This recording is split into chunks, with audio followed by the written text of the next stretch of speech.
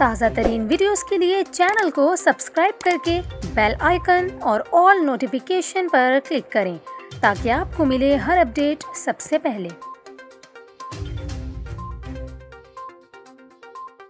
और अभी आपको बताएं, वज़ीर-ए-आज़म इमरान खान की जानिब से अवाम के लिए तारीखी रिलीफ पैकेज के ऐलान और पेट्रोल की कीमत में मज़ीद इजाफे के इंतबाह के एक रोज़ बाद ही हुकूमत ने पेट्रोलियम मसनूआत की कीमतों में रात गए अचानक 8 रुपये तक का इजाफा कर दिया, जिसके बाद पेट्रोलियम मसनूआत की कीमतें मुल्की तारीख की बुलंद तरीन सतह पर पहुँच गईं। पेट्रोलियम मसनूआत की कीमतों में इजाफे का नोटिफिकेशन रात गए फाइनेंस डिवीज़न की जानिब से जारी किया गया।